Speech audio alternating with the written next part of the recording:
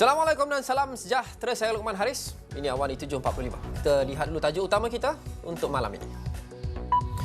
Sesi persekolahan bersemuka diteruskan sehingga 10 Disember ini. Ibu dan kekasih dipercayai dera anak hingga mati di reman 7 hari.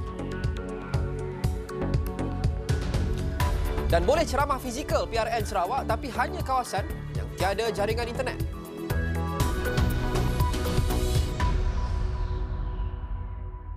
Baik, sesi persekolahan secara bersemuka akan diteruskan di semua negeri fasa 4 Pelan Pemulihan Negara sehinggalah cuti penggal pada 10 Disember ini.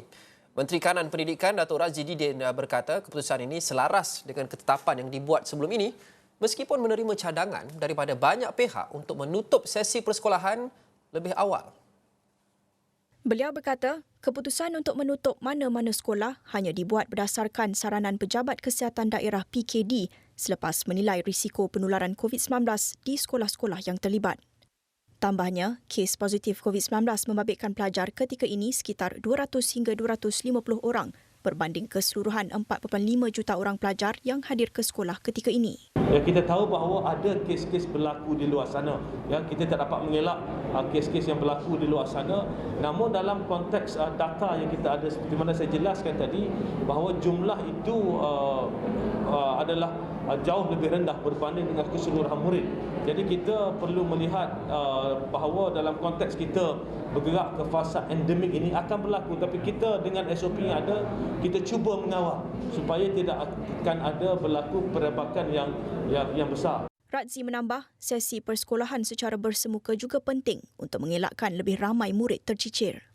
Dalam konteks ini, sebab itu saya sentiasa menekankan, kami di Kementerian sentiasa menekankan bahawa persekolahan secara bersemuka ini perlu dilaksanakan.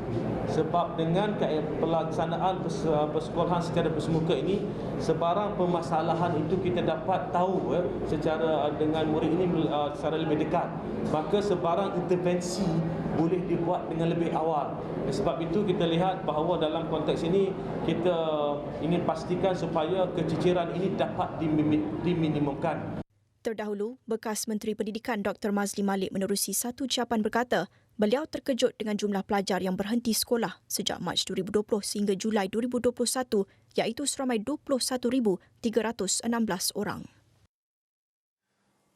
Sementara itu, kes positif COVID-19 melibatkan murid sekolah rendah di Selangor masih berada pada tahap terkawal, kata Pengarah Pendidikan Negeri Anismah Muhammad Noh.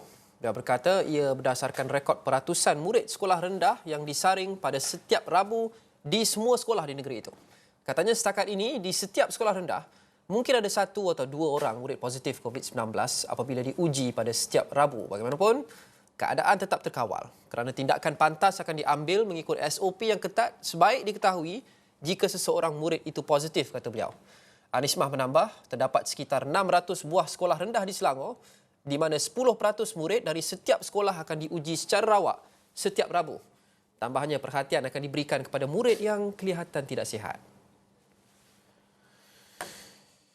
Dan ini adalah perkembangan terkini COVID-19 di negara kita. 4,298 kes baru dilaporkan hari ini, menjadikan angka keseluruhan kini menghampiri 2.7 juta kes. Kadar kematian setakat tengah malam tadi adalah 36 lagi orang berdasarkan data daripada COVID Now, menjadikan angka kumulatif kematian lebih 30,570 setakat ini. ICU masih menempatkan 471 pesakit dan 264 masih memerlukan bantuan ventilator. Sembuh hari ini juga mencatatkan hampir 5,000 kes, 4,929 bermakna jumlah keseluruhan yang sembuh kini 2.56 juta orang. Seperti biasa, sebahagian besar daripada kes baru adalah kategori 1 dan 2, 98.3%. Manakala 1.7% atau 75 pesakit adalah pesakit kategori 3, 4 dan 5. Baik, seterusnya ibu kandung dan kekasihnya yang dipercayai mendera anak sehingga maut direman 7 hari sehingga 10 Disember ini. Pihak polis sedang melengkapkan kertas siasatan sebelum diberi kepada Timbalan Pendakwa Raya. Ketua Polis Johor Datuk Ayub Han Maidin Piche berkata, mayat kanak-kanak berusia 5 tahun itu masih berada di Unit Forensik Hospital Sultanah Aminah HSA Johor Bahru. Riman 7 hari bermula pada 10 bulan 12 untuk siasatan. Sehingga 10. Sorry, 10. Sorry ya, 7 hari. Sehingga 10 hari bulan 12. Berapa hari tu? 4 hari ya. 7 hari. Sampai 10 hari bulan 12. Ada tangkapan lain ke? Yang mana kes ni? Tak ada. Kita tangkap 2 suspek pertama lah. Apa pasang suami isteri itulah. Kekasih lah. Belum lagi. Jangan masih ada dekat dia lagi forensik lagi kan. Kalau ikut ni lah. Kita masih ada kat HSS Hospital Sultan Aminah lagi. Ibu dia ni dulu bekerja sebagai cleaner di Singapura. Ini pun dah pernah banyak kali berkahwin ni tapi tak berdaftar. 7 kali dah lah. Berkahwin tapi tak berdaftar lah kan. Ada 8 anak.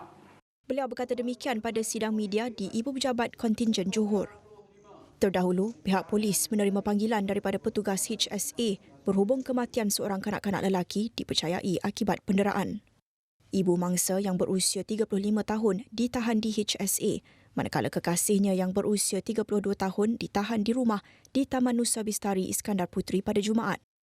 Pemeriksaan ke atas badan mangsa mendapati kecederaan di mulut dan lebam di seluruh bahagian depan dan belakang badan. Polis telah menjumpai getah paip di sinki dalam bilik air, batang kayu dan poli paip di atas sofa serta kesan darah di rumah suspek. Pemeriksaan awal oleh pihak HSA mendapati mangsa meninggal dunia semasa dalam perjalanan ke hospital. Kes disiasat di bawah Seksyen 302 Kanun Keseksaan dan Seksyen 31-1-A Akta Kanak-Kanak 2001. Baik, awal hari ini negara jiran digemparkan dengan letusan gunung berapi iaitu Gunung Semeru di Jawa Timur di Indonesia, dan sepanjang hari ini Asra Awani ada membuat liputan berkenaan dengan perkembangan terkini dan impak daripada letusan ini untuk penduduk setempat di negara jiran kita Indonesia. Saya mahu mendapatkan kemas kini sekarang berkenaan dengan letusan ini, dan bersama dengan saya adalah Ketua Biro Kompas TV Jember, Imran Fahim. Imran, apa khabar? Kabar baik. Baik, Teman. Ya, Imran, bagaimana keadaan terkini di sana? Angka terbaru yang kami terima adalah insiden ini setakat ini sudah mengorbankan 13 orang dan 41 lagi cedera. Adakah angka ini sudah meningkat pada jam ini? Ya, Lukman, jadi hingga titik ini angkanya bertambah. Yang sebelumnya 13 korban meninggal, kini bertambah menjadi 14 orang meninggal dunia. Nah, yang 9 orang ini sudah teridentifikasi, tapi yang 5 orang belum teridentifikasi karena memang mengalami luka bakar yang cukup parah. Luka bakarnya hingga 90%, sehingga proses identifikasinya masih terus dilakukan. Bahkan tim DVI Polda Jatim, Kepolisian Daerah Jawa Timur, membuka posko antemortem dan postmortem untuk mempermudah proses identifikasi 5 korban yang masih belum teridentifikasi. Sedangkan untuk korban yang luka-luka, ini juga bertambah. Yang awalnya 41 orang, ini menjadi 56 orang luka-luka. Bahkan 35 diantaranya luka berat. Mereka dirawat di sejumlah rumah sakit. Ada 3 rumah sakit daerah Haryoto Lumajang, Rumah Sakit Bayangkara, Rumah Sakit Kepolisian, kemudian Rumah Sakit Pasiran dan Puskesmas Man. Bagi mangsa yang mungkin cedera teruk, luka bakar yang teruk dan mungkin wajah mereka juga rosak, bagaimana pihak berkuasa atau polis di sana melakukan proses identifikasi sekiranya wajah mereka sukar untuk dicamkan? Ya, jadi proses identifikasinya ini melibatkan tim DVI, tim Disaster Victim Identification, untuk kemudian mendatangkan keluarga. Dari keluarga yang kehilangan ini kemudian dicocokkan mulai dari riwayat data-data ketika masih hidup ataupun keterangan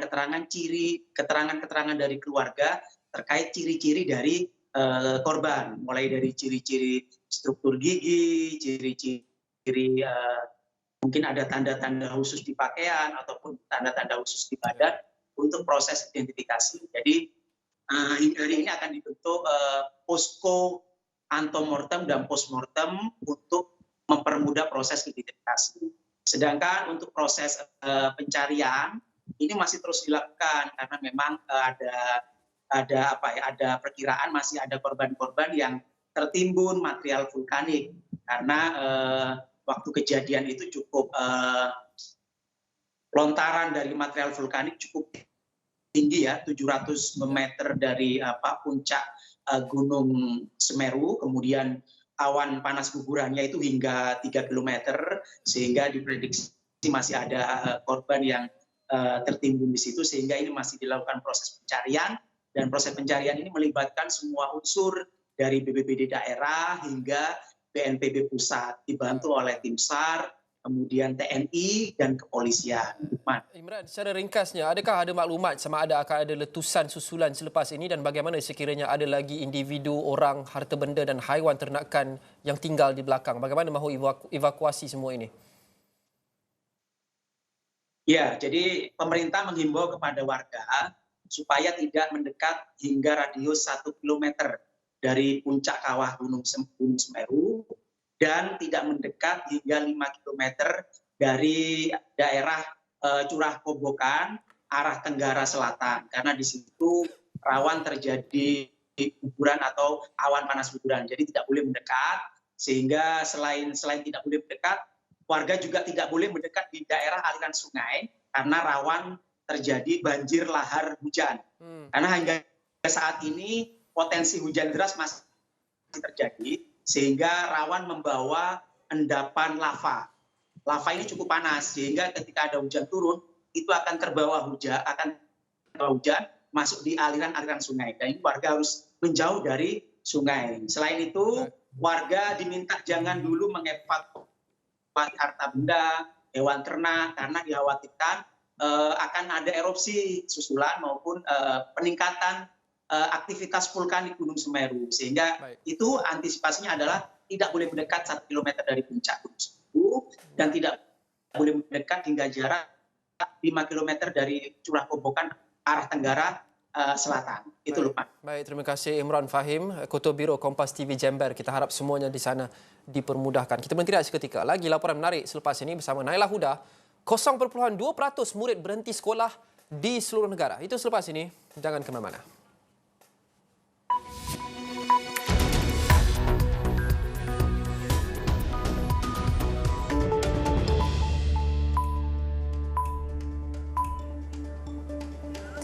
Salam sejahtera, anda bersama saya Naila Huda. Ini segmen Sinar Awani. Kita saksikan tumpuan utama untuk malam ini.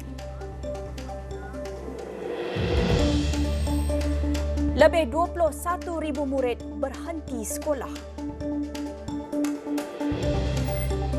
2 adun Kelantan positif COVID-19, sidang DUN ditangguh. Dan boleh ceramah fizikal PRN Sarawak, tapi hanya di kawasan tiada jaringan internet.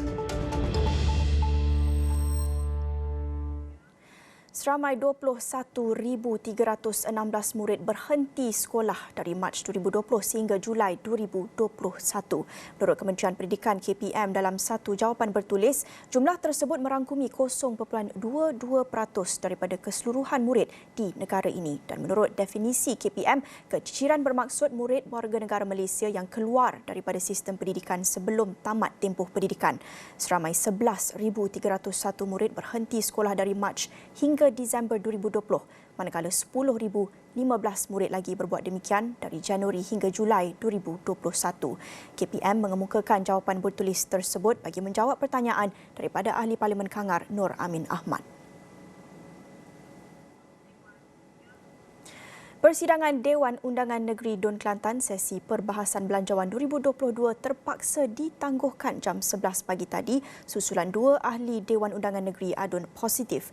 Speaker Dun Kelantan Datuk Abdullah Yaakob memaklumkan Dewan ditangguhkan kepada satu tarikh yang akan dimaklumkan kelak. 2 adun yang dikesan positif COVID-19 merupakan adun Tendung Muhammad Rozi Muhammad dan adun Tanjung Mas Rohani Ibrahim. Manakala adun Kemuning Muhammad Rosli Ismail dikesan kontak rapat kepada anaknya yang positif COVID-19. Rabu lepas, kerajaan negeri mensyaratkan semua ahli Dewan melakukan ujian pengesanan COVID-19 sebelum sesi persidangan bermula pada Khamis. Penangguhan itu juga dibuat selepas Dun Kelantan sebulat suara tanpa bahas meluluskan Belanjawan Kelantan 2022.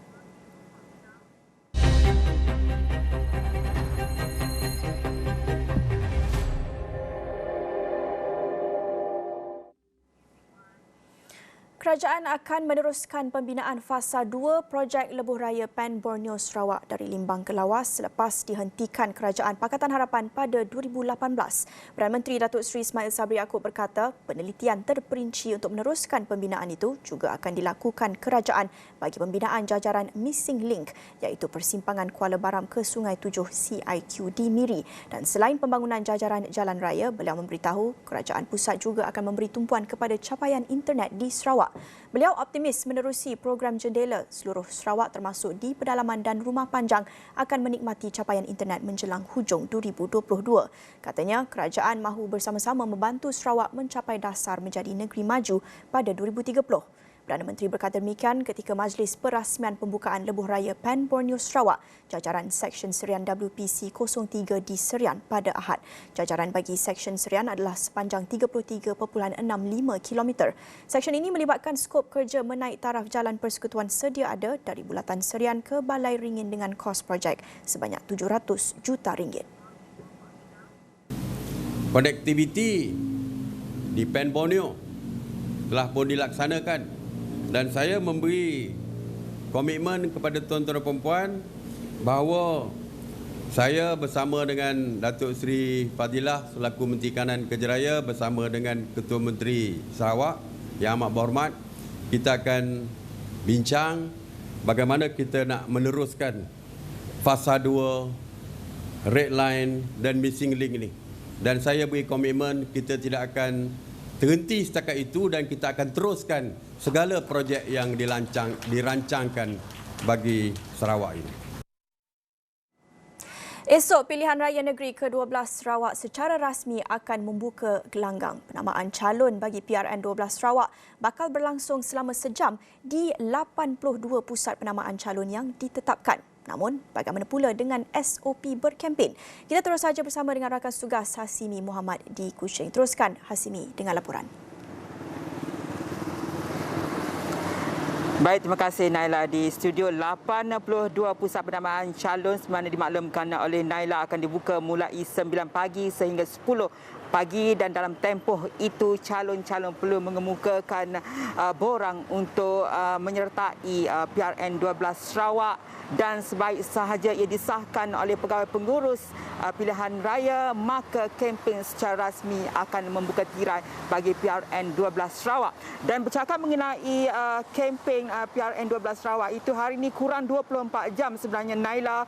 SOP garis panduan pencegahan COVID-19 bagi PRN 12 Sarawak telah pun dikeluarkan oleh SPR pada petang tadi yang mana kalau kita bandingkan atau lihat dari sudut kempen PRN Melaka dan juga PRN Sarawak ada beberapa kelonggaran diberikan untuk kempen pada PRN 12 Sarawak di mana kalau saya melihat dulu kepada PRN Melaka di mana di sini penganjuran ceramah syarahan kempen secara fizikal pada ketika itu di PRN Melaka tidak dibenarkan termasuk juga dengan kempen ziarah rumah ke rumah. Sebarang aktiviti secara wakbat juga tidak dibenarkan termasuk pengedaran pamflet secara fizikal tidak dibenarkan. Pada PRN Melaka yang dibenarkan kebanyakannya adalah kempen secara dalam talian termasuk juga berkempen melalui kenderaan dipasang dengan alat pembesar suara namun ia perlu mendapat permit dari pihak Polis Diraja Malaysia PDRM. Namun kita melihat kepada kelonggaran-kelonggaran diberikan pada PRN Sarawak kali ini sangat-sangat berbeza di mana ceramah secara fizikal dibenarkan namun hanya di kawasan DON yang tidak mencapai capaian internet di mana SPR dalam SOP tersebut telah mengenapasi 64 lokasi yang berada di tahap 4G yang rendah termasuk di beberapa lokasi kalau saya dapat sentuh di sini antaranya Gedung Opal Tanjung Datu Asajaya Lingga, Baleh Bukit Sari dan juga Bakar Lalan yang mana ini juga lokasi-lokasi tumpuan kita untuk esok dan juga ceramah tersebut hanya dibenarkan selama 2 jam dan tidak boleh melebihi sehingga 10 malam dan perlu juga mendapatkan pengurusan permit daripada pihak polis di mana jumlah peserta yang dibenarkan untuk menghadiri sesi ceramah tersebut 50% daripada kapasiti kawasan dan maksimum tidak boleh melebihi 150 orang. Dan juga kalau dapat saya lihat juga antara SOP yang paling besar di sini juga di mana calon dan 2 petugas dibenarkan untuk mengedarkan risalah di rumah-rumah panjang di Sarawak. Bagaimanapun edaran risalah itu hanya boleh dilakukan di hadapan rumah ataupun di kawasan ruai rumah panjang sahaja dan tidak dibenarkan bersentuhan ataupun calon dan juga petugas calon itu perlulah lengkap divaksinasi. Dan satu lagi yang menarik perhatian kita juga Naila adalah SOP di mana menggariskan kebenaran kepada hanya 5 pemimpin tertinggi parti untuk merentas negeri bagi menghadiri sesi kempen dan nama-nama pemimpin tertinggi parti hendaklah dikemukakan kepada jawatan kuasa pengurusan bencana negeri Sarawak. Itu antara SOP yang kita lihat kelonggaran telah pun diberikan dan juga harapan daripada pihak-pihak tertentu agar kelonggaran diberikan untuk kempen PRN 12 Sarawak ini ada yang telah pun dilaksanakan dan ini kita melihat kepada langkah-langkah untuk memberikan keberkesanan kepada calon-calon yang akan bertanding esok bagi menjalankan kempen-kempen mengikut garis panduan yang telah pun dikeluarkan oleh SPR. Semestinya telah pun mengambil kira risiko-risiko terkini termasuk juga dengan varian baru kerana KKM telah pun menilai SOP ini dan esok pastinya tumpuan kita akan bawakan pengembangan lanjut di mana setakat ini kalau dapat saya sentuh sedikit untuk kita imbaskan bahawa GPS mengesahkan akan meletakkan 82 calon bagi PRN ke-12 Sarawak, PAS seorang, PKR selama 29 calon, DAP 26 kerusi, PSB 70 calon, aspirasi 17 calon dan ini nama-nama ini pastinya akan disahkan esok dan kemungkinan akan ada perubahan dan esok akan disahkan oleh pihak SPR. Sebaik sahaja tempoh penamaan calon tamat dari 9 pagi sehingga 10 pagi dan rakan-rakan tugas kita berada di beberapa lokasi di seluruh Sarawak untuk terbawakan perkembangan langsung bagi penamaan calon sehinggalah hari pengundian pada 18 Disember ini. Dan untuk jam ini saya kira sakain dulu terus bersama dengan Astro Awani dan astroawan.com Naila. Terima kasih Hazimi untuk laporan itu dan seperti Hazimi katakan ada sedikit kelonggaran dalam SOP kali ini. Kita ikuti infografik SOP PRN Sarawak ke-12 bagi memahaminya secara lebih jelas.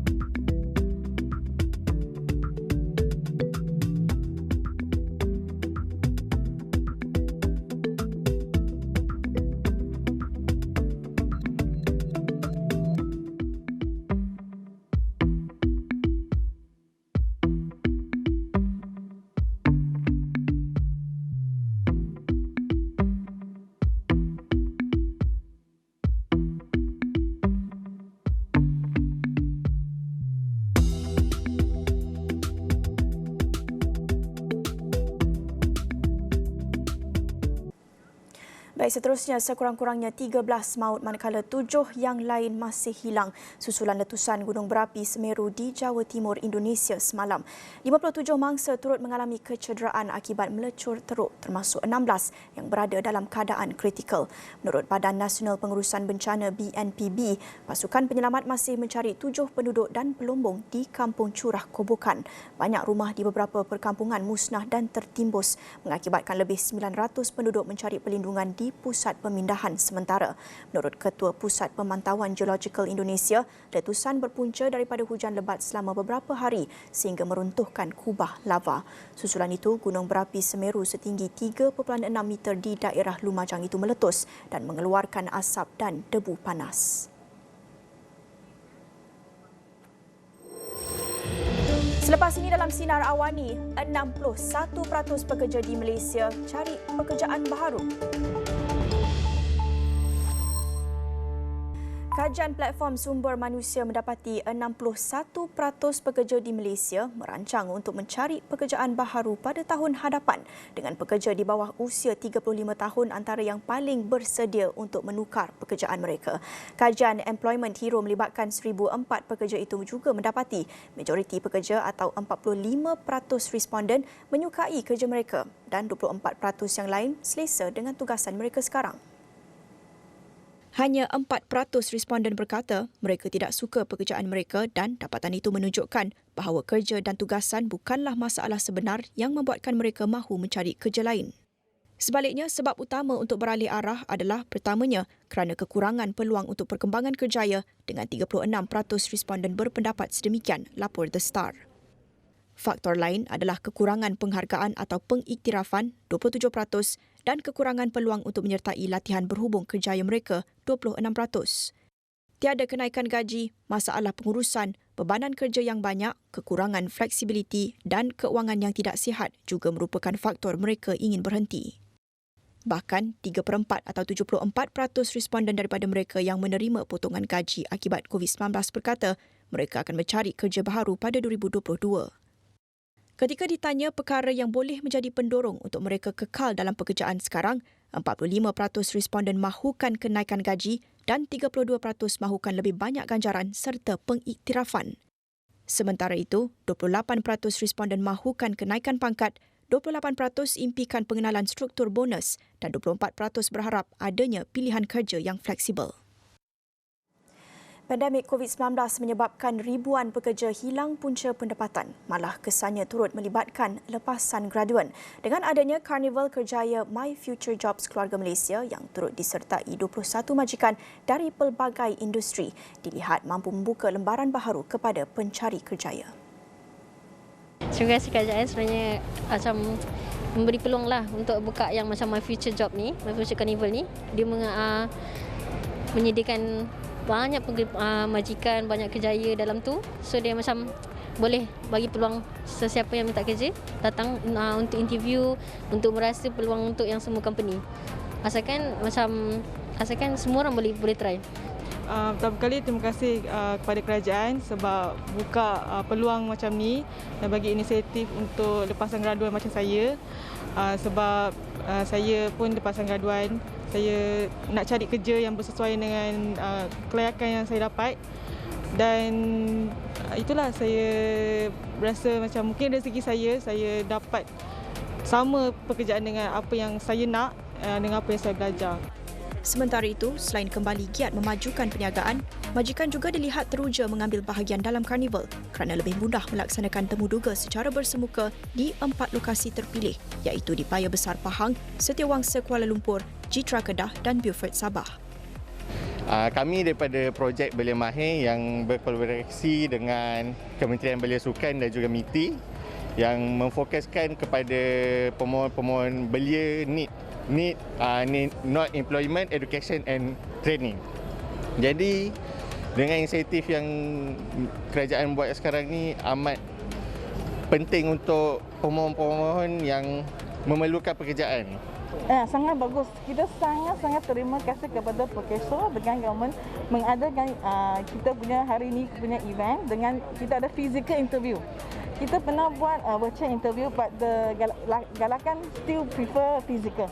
supaya much easier, they can ask more question, boleh tanya banyak lagi, and dia tahu company kita ada berapa, kita boleh explain in detail. Lebih 7,235 peluang pekerjaan ditawarkan Karnival Kerjaya My Future Job Keluarga Malaysia menerusi Pertubuhan Keselamatan Sosial Perkeso demi menyahut seruan kerajaan bagi menangani kadar pengangguran khususnya ketika mendepani COVID-19 serta diharapkan dengan insentif dan juga kemudahan yang diberikan ini dapat memudahkan bagi pihak yang terlibat seperti majikan dan juga pencari kerja untuk demi kelangsungan hidup mereka dan juga meningkatkan produktiviti negara. Saya Etun Hir untuk Astro Awani. Seketika nanti, sindiket janggut seluduk parti tumpas.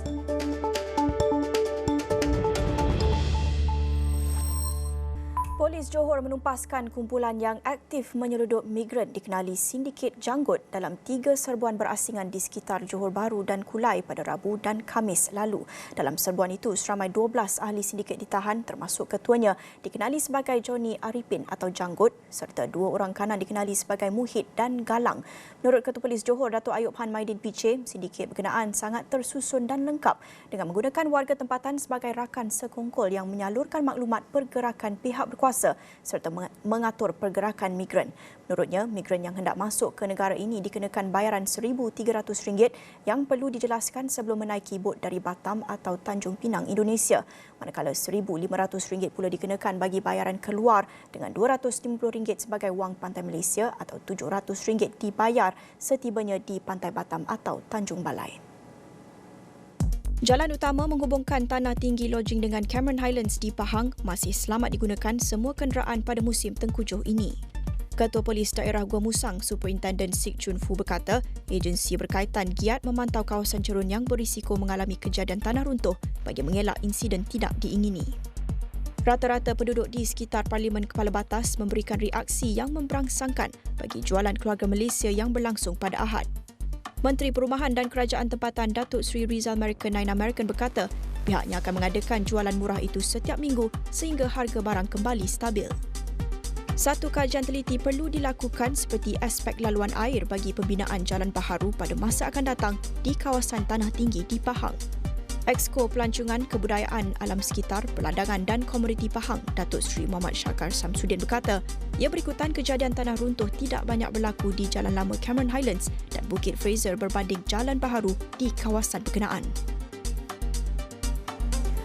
Dapatkan akhbar Sinar Harian esok dengan tajuk muka depan, nasib pelajar tercicir. Sejumlah 21,316 pelajar di negara ini telah berhenti sekolah sejak Mac 2020 hingga Julai tahun ini. 11 Disember ini genaplah 80 tahun usianya. Namun takdir penentu segalanya. Allahyarham Tan Sri Sabaruddin Cik meninggalkan kita seminggu sebelum hari lahirnya. Pemergiannya menjadi sebutan. Satu persatu jasanya diungkap dan pastinya ilmu, amalan baik, kasih dan sayangnya menjadi kenangan abadi bukan sahaja untuk keluarga tapi untuk sahabat handai juga. Hampir 50 tahun bersama UMNO bermula pada tahun 1973. Beliau menyaksikan pelbagai rencam di sebalik parti itu, merasakan sendiri kegemilangan parti itu. Malah di depan mata juga UMNO tumbang dalam pilihan raya umum lalu. Kalau diukur jasanya, tidak cukup jari untuk mengira. Manakan tidak, Allahyarham bermula dalam perkhidmatan awam pada tahun 1966 sebagai penolong Setiausaha Negeri Sembilan dan pernah menjadi konsul besar Malaysia di Saigon, Vietnam pada 1967. Allahyarham diberi kepercayaan menjawat jawatan Timbalan Menteri Keuangan dari 1982 ke 1987 dan sebagai Menteri Kebudayaan, Kesenian dan Pelancongan dari 1987 hingga 1999 sebelum meletak jawatan atas faktor kesihatan. Selain keluarga, saudara mara Allahyarham, Perdana Menteri Datuk Seri Ismail Sabri Yaakob antara yang paling terkesan kerana beliau menganggap Allahyarham sebagai seorang sifu. Allahyarham memulakan kerjaya politiknya selepas bertanding di Parlimen Temerloh dan memegang kerusi itu dari 1982 hingga 1999 namun menyertai UMNO lebih awal pada tahun 1973. Antara jawatan penting yang pernah disandang adalah Setiausaha Agong UMNO dan Ahli Majlis Tertinggi UMNO selama 12 tahun. Allahyarham dikurniakan darjah Panglima Setia Mahkota atau PSM yang membawa gelaran Tan Sri pada Jun 2000. Allahyarham menghembuskan nafas terakhir pada 7.45 malam Sabtu di Pusat Perubatan Universiti Melaya atau PPUM selepas seminggu dimasukkan ke pusat rawatan itu. Jenazahnya selamat dikebumikan di tanah perkuburan Islam Bukit Kiara kira-kira jam 10.40 pagi Ahad.